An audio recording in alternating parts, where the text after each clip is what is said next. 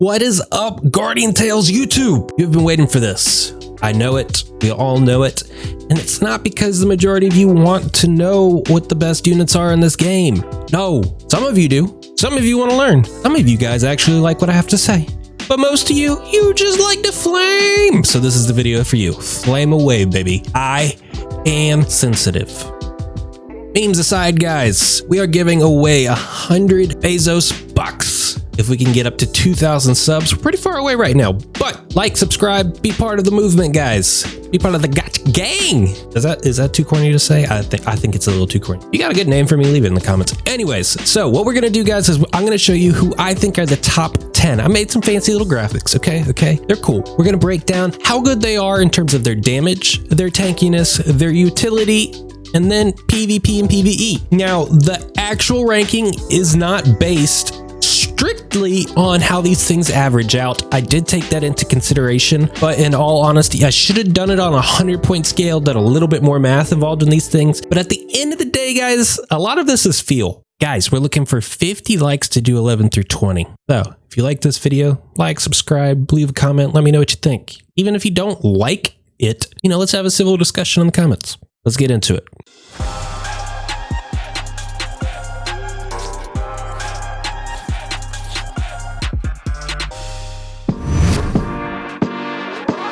Number one, we have, of course, Marina. Marina is just the all-around best unit in the game. I don't care what you say about Bari or Nari or the tank shredders, and Marina is what's up, okay? She has insane damage. She has insane tankiness. Well, I should say she has insane damage for a tank. And she gives off an insane amount of shields with that chain skill. All around, guys, you can use Marina anywhere you please. She'll carry you in PvE, she'll carry you in Arena, she'll carry you in Coliseum, she'll carry you in Labyrinth, she'll carry you to the mall. Event story is all around, guys. Marina is just the best unit this game has to offer, in my opinion. Number 2. Here at number 2, guys, I have Nari. This was actually kind of hard for me because I really wanted to put who's number 3 at number 2 when I first went into this, but I couldn't convince myself to do it. Let's be completely honest. Nari kind of does it all. She does really strong amount of damage, especially if you have that bead with her. She can kite around the map pretty well. In PvP and PvE, she synergizes so well with a lot of the other strong units with that party passive giving increased range damage. Overall, Nari is just a beast in this game that can shred through some defenses, okay? I am really thankful that I recommended people to get Nari, that I got Nari, that I maxed out my Nari, and I'm really excited to see out the future because Nari fits so well in a lot of the compositions, and because I have the next unit on this list, Nari's my girl. Number 3. At number 3, guys, I have Bari. Now look at this chart. It's insane, right? Bari probably should be like a 12 out of 10 in terms of damage, and that's why she can get like a 4 in terms of tankiness and a 4 in terms of utility, because let's be honest, the only thing that Bari does is buff herself. Okay, that weapon skill ability is just for her, okay? All she does is she goes bang, bang, bang, kamehameha, you dead, okay? And that in itself is why she has some utility, because making the enemy disappear is quite a good utility, okay?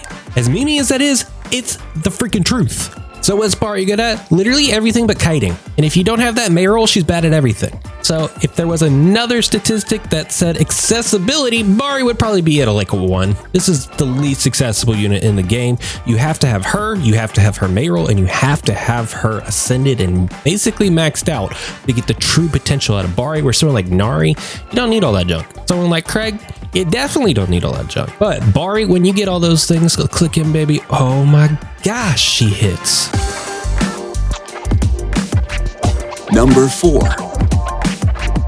Speaking of Craig, here's his big brother. Not really, but honestly, yes. Here's Oghma. Oghma coming in at number 4 makes a ton of sense to me. He is the tankiest unit in the game, bar none. His damage profile is based off the damage that he receives. He's really good at soaking up damage and reflecting it back at you, and because he has that taunt and reflect, his utility is kind of high. He can kind of taunt out and protect your backline fairly accessibly. So for that reason, his PvP is kind of like in between. He's good in Coliseum for sure. His arena ability is kind of like he just sits there, takes damage, and collects some baskets. I don't know if that's good for you, but once your Bari comes out there and that one Kamehameha kills their whole team, that's some good work. Obviously in PvE, he's a tank. He's great. Do I need to say more about Oghma? He's kind of what you want out of him. Number 5. All right, here at number 5, let the wars begin. The true flaming comes out here with Miya.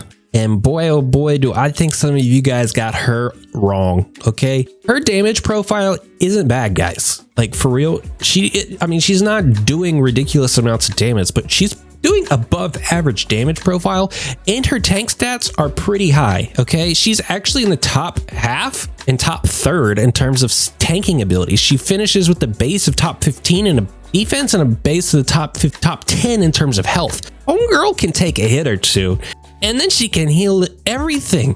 And I mean everything. This is the best healer in the game, bar none. So in terms of PvP arena, I don't really know why you want to run her in arena, but she could definitely take out quite a few fools. Not at the top end, but she's better than half the squad out there for sure. And then Coliseum, she definitely shines. In PvE, she's probably one of the best units you could possibly have in terms of PvE progression. So overall, I think that Miya does a ton for you. And I think because she's a healer that likes to hide behind utility, people don't give her the same time of day as they do for someone like Bari or Oghma or Marina that just sits there and either tanks or deals. She's kind of in that mid ground and does everything kind of pretty well, and then just heals the poopy out of your team. I'm getting monetized now. They don't like when I say the S word for some reason.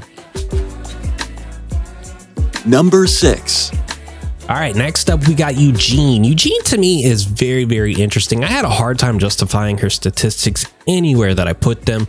She's kind of like in the mid ground of everything. The thing that makes her super interesting to me is her weapon skill, her chain skills, the ability for her to just fly everywhere across the map. And she's pretty tanky. She gives you pretty good party buff. She does a considerable amount of damage.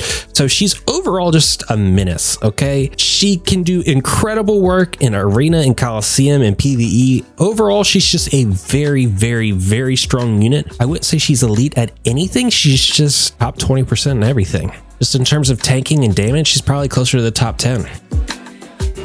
Number 7. Next up is Tinia.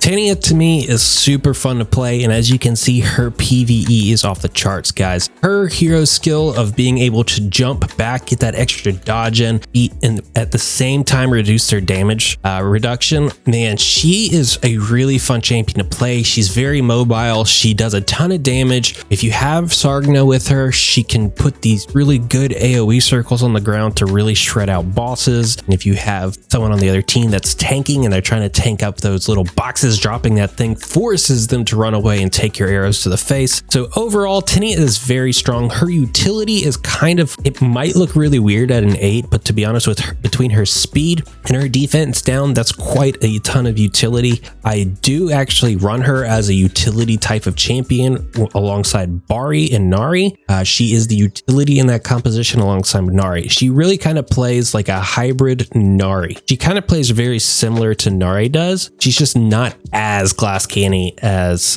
Nari is. She has a little bit more maneuverability and survivability. If you're to man her, she probably might end up being slightly better than Nari in a lot of occasions, but overall Nari is still, so yeah, Tinia, huge fan.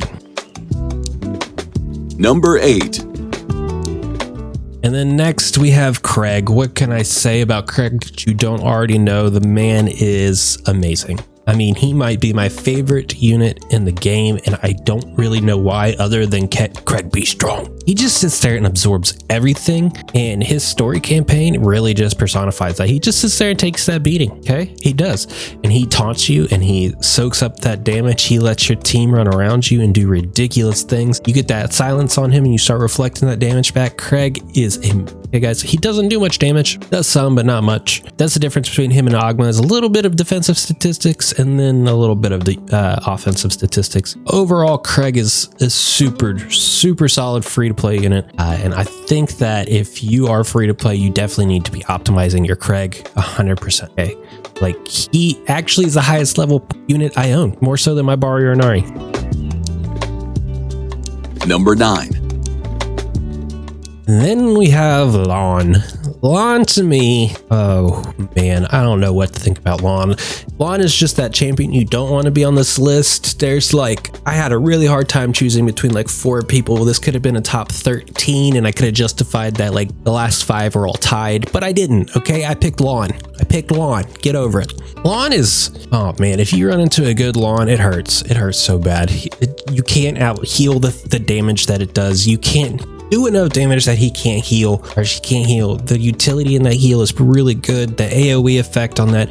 Overall, the range, Lahn can pretty much do everything pretty well. And that's why you see her be where she's at. She's about an 8 in everything. She does everything in the game pretty well. Overall, other than Eugene, probably the most complete unit this game has to offer you in that capacity. It's probably one of the best standalone units in the game. Number 10.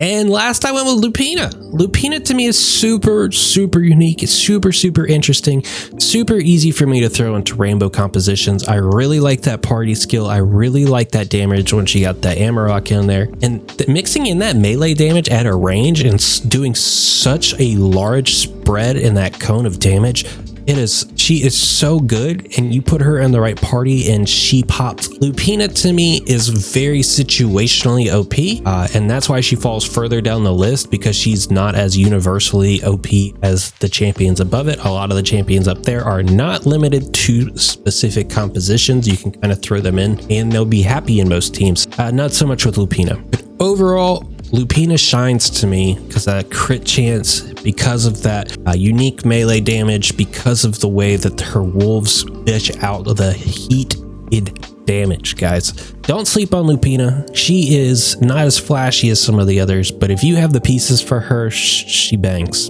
okay? All right, that'll do it for this video. Guys, again, if you want to see 11 through 20, go ahead and smash that like buttons. I'm hunting for 50 likes to put out 11 through 20. 50 likes. Till then, guys. Here.